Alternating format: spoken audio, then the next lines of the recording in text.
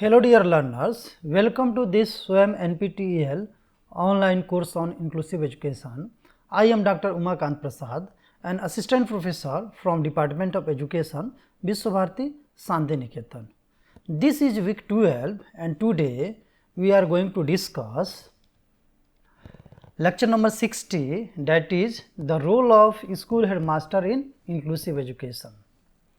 During this lecture, we will discuss the role of school headmaster in inclusive education, such as working for the needed infrastructural facilities for inclusion, developing awareness and positive attitude towards disability, organizing appropriate human resources for inclusive school, arranging for appropriate teaching learning materials and the resources room facilities, supervising the work of teachers and resource personnel, monitoring the task of appropriate evaluation, remedial instruction and feedback activities, and adoption of whole school approach.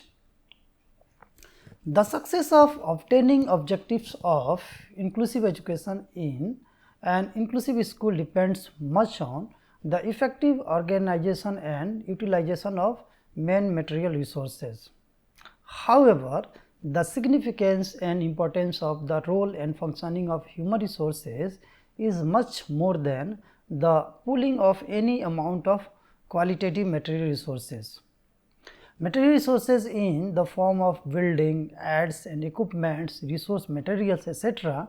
may prove lifeless showpieces unless these are given life and made workable for providing quality education to all in the inclusive setup.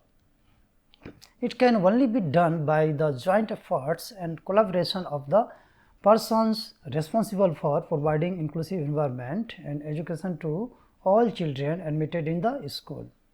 We can name these persons as head of the school and teachers, class teachers and special education or resource teachers. The real success of an inclusive program in an inclusive school solely rests on the type of efforts and role played by these personnel. Through their valuable effort and leadership, they may properly help in effective organization of material resources, evolving better inclusive practices and developing inclusive values for the proper success of the inclusive education program in their schools. Now, let us discuss what roles can be played by them in this direction. Role of the school headmaster in inclusive education. The role of school heads or headmaster in the functioning of a school is like the role of a captain of a ship proceeding on its destined journey, commander of an army unit functioning or a war front and managing director of a business establishment engaged in its qualitative growth. He is the man behind what goes inside a school through its various curricular and co-curricular activities, organization and utilization of main material resources and the effort for realizing the objectives of inclusive education in his or her school. It is he who provides needed leadership to the team of school personnel for ensuring the successful running of an inclusive setup to attain its desired goals and cherished ideals. The roles played and activities performed by him in this regard may be briefly discussed under the following points. The first one is working for the needed infrastructural facilities for inclusion. In an inclusive setup, there is a need of building of a disabled friendly infrastructure capable of providing a barrier-free access to children with disabilities.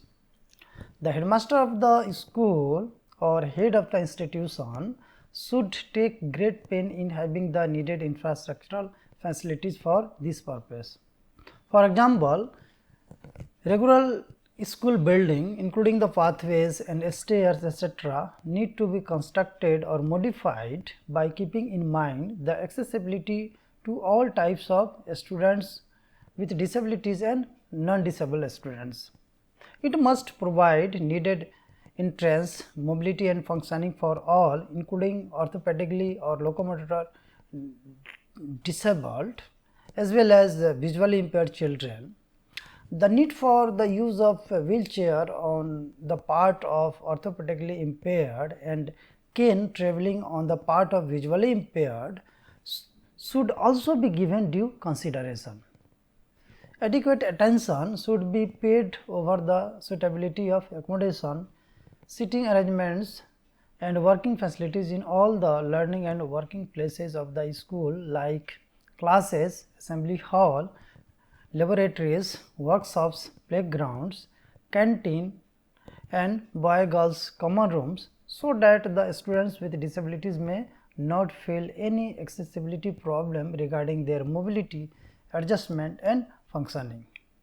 Therefore, the building and pathways of the inclusive school should not be only free from architectural barriers, but also quite accessible to all by having provisions of simple ramps, handrails, wide doorways, proper toilet and water arrangements, etc.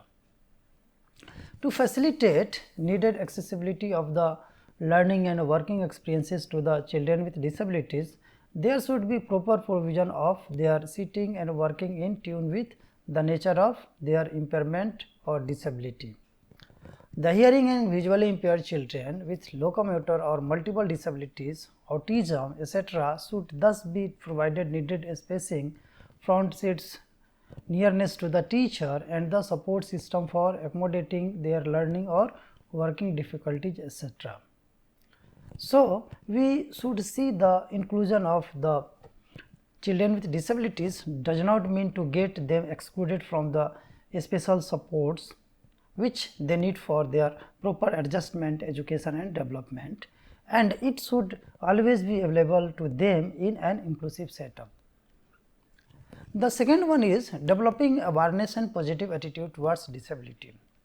The policy of inclusion and its implementation in the shape of the proper and useful functioning of the inclusive schools cannot be carried out on sound footing unless there comes a change in the environment of regular schools towards disabilities and the persons with disabilities. The success of inclusion depends to a great extent or bringing healthy positive attitude and disposition towards disability and disabled children. The head of the institution or school should play a key role in helping students, teachers and other school employees to have a positive healthy attitude and disposition towards disabilities of the students belonging to the inclusive setup of the school. It can be building self-confidence of the children with disabilities by removing psychological barriers as well, and also in providing them to opportunities for learning along with their non-disabled peers with no discrimination of any kind. The school should welcome and embrace the child with disabilities as it welcomes the other non-disabled students and try to provide them education and other development facilities with no discrimination of any kind. There should be proper awareness among the school authorities and teachers about the needs and problems of children with disabilities, and efforts should be earnestly made to address these problems for facilitating proper adjustment and development of the children with disabilities along with the non-disabled students population. In fact, there is a need to develop a desired positive attitude towards disability and children with disabilities on the part of school authorities and headmaster on the line of suggested below points. First one is diversities and differences are bound to exist on the earth. So, we all differ from each other in so many things. The children may possess different types of abilities and capabilities, and it is quite natural to have some students differing or deviating much from the normal level of abilities or capacities found in majority of children in one or other attributes of their development or personalities. The children with disabilities thus should be treated as differently abled, having differences or deviation from the non-disabled students in terms of the possession of some traits or unique characteristics rather than being considered hopeless problem creators and misfit in the mainstream of regular schools. The school authorities and teachers should be well informed about the legislative measures, that is right to education, and the need of creating an environment in the school in favor of the policy of inclusive education.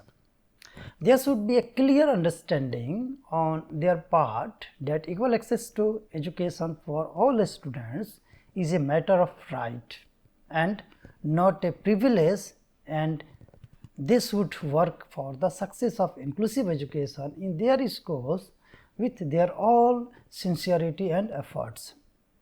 School authorities and teachers should believe in the uniqueness of the children with disabilities and consider that every child has a unique potential of being developed in a unique way. The third responsibility is organizing appropriate human resources for inclusive school. The third essential requirement for making disabled friendly environment in the school is concerned with empowering it with the needed appropriate human resources.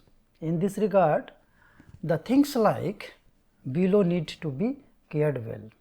The success of an inclusive education program depends heavily on the quality of available human resources and their quality functioning. The head of the institution or the headmaster of the school should try to perform his or her responsibility in this regard by taking due pains for, such as there should be an appropriate teacher-student ratio in the school or the institution so that proper individual attention can be paid over the students' population belonging to an inclusive setup.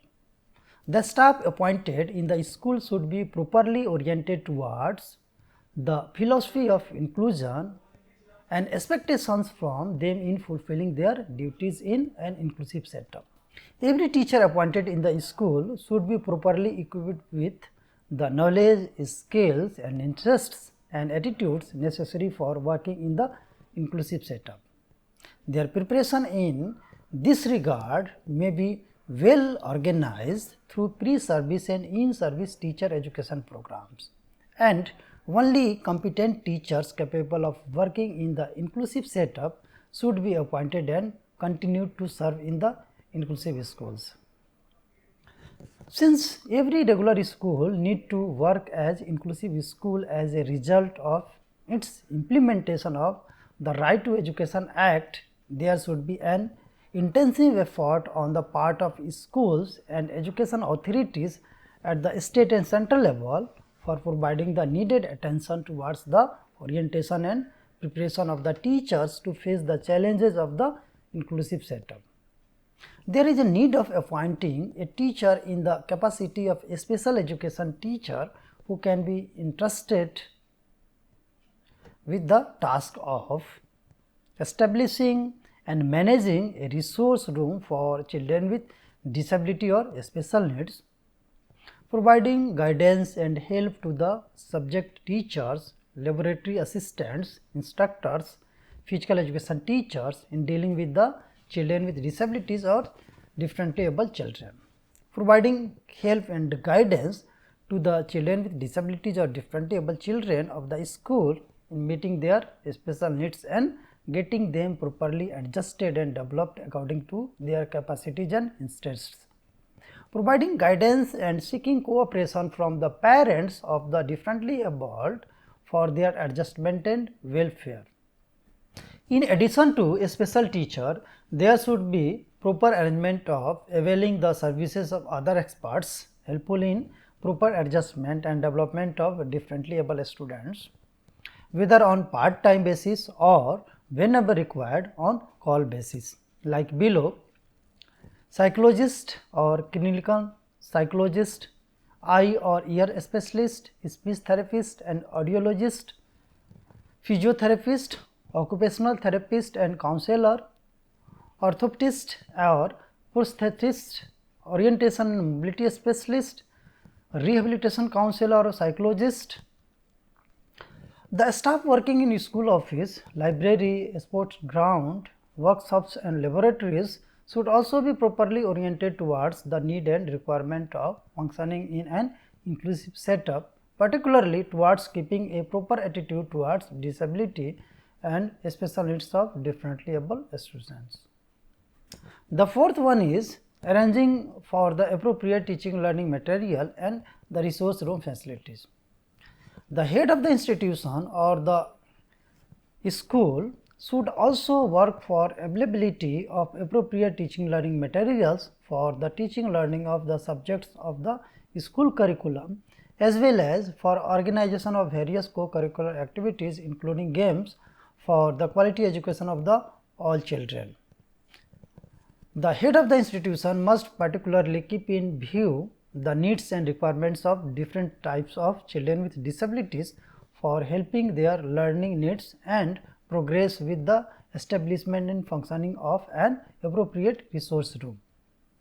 In addition, the head of the institution must also be in constant touch with the external agencies which may lend their services in terms of resource persons and teaching learning materials, assistive devices and adaptive technologies and other support materials to their schools. At other times, he or she may also help his or her students and teachers to get exposed and benefited through the services of these agencies by allowing them to visit these places like special education institutions, DIET, SCRTs and NCRT, special education cell and well running inclusive schools of the block, district or province level. The fifth responsibility is supervising the work of the teachers and resource personnel.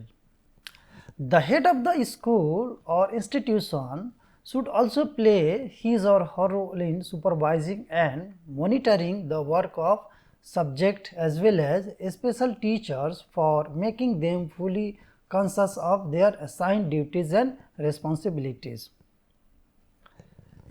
He must help them in facing the challenges and difficulties encountered in the teaching learning of children with disabilities.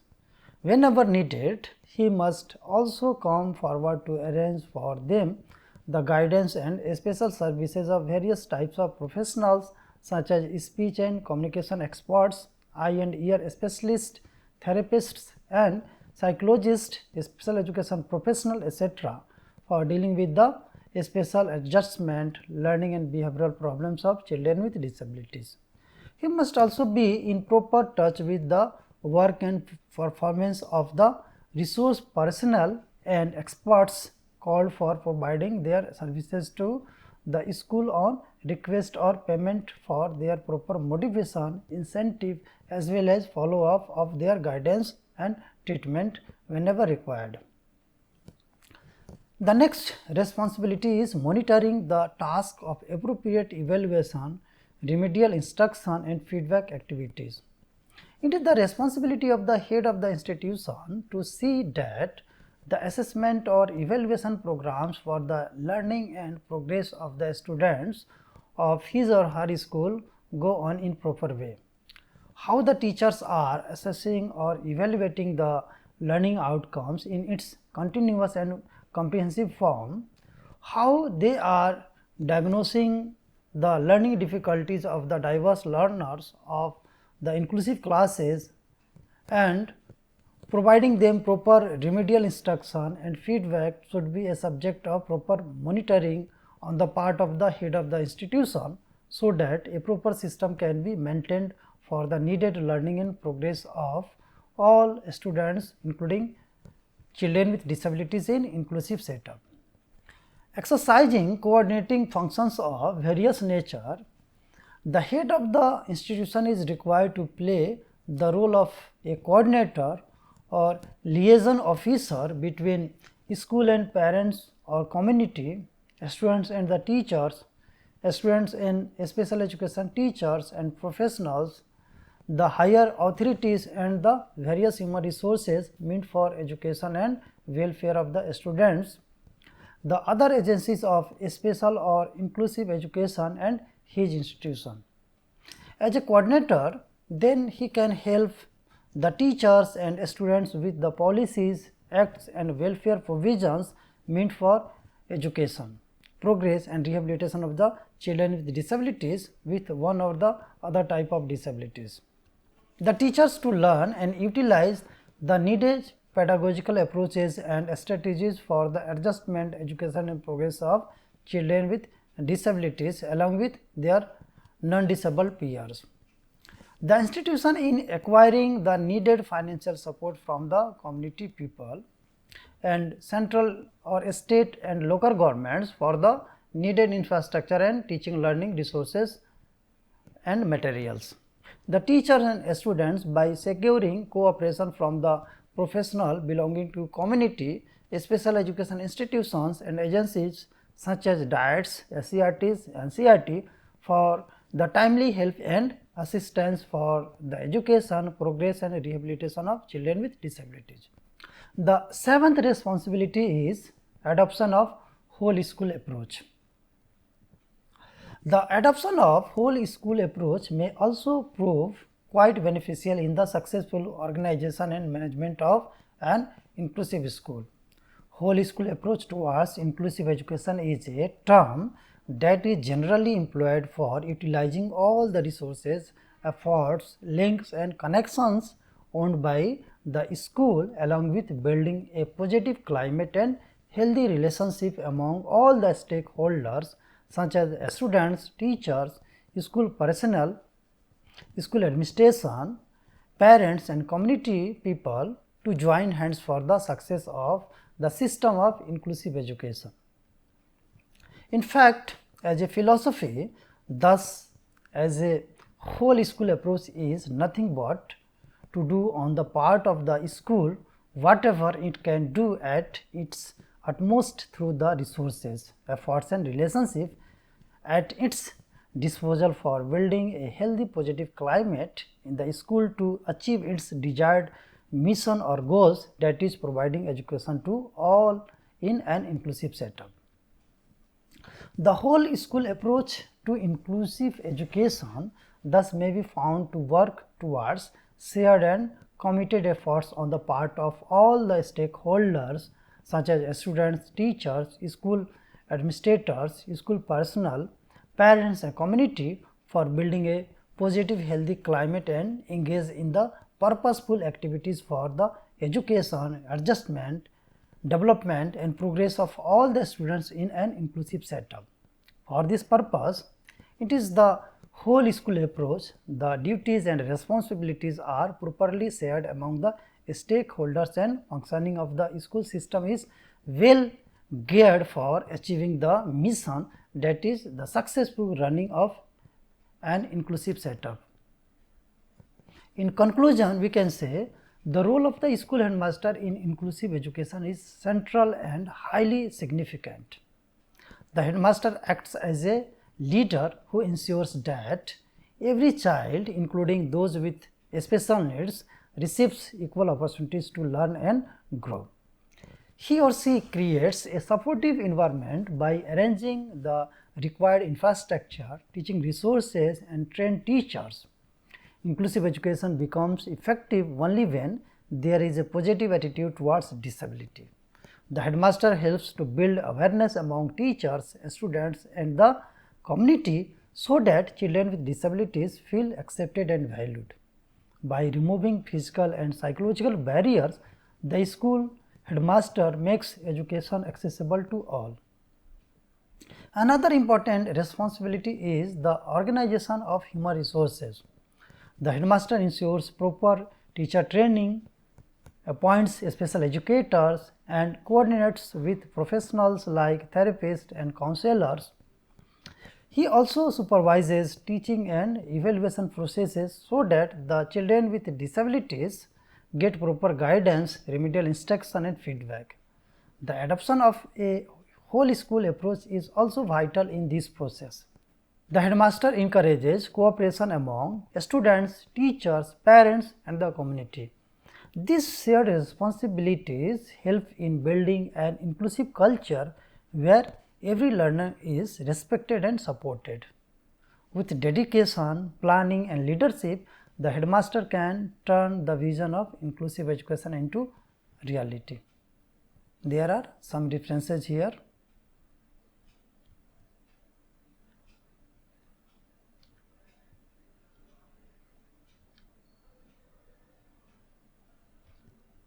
Thank you.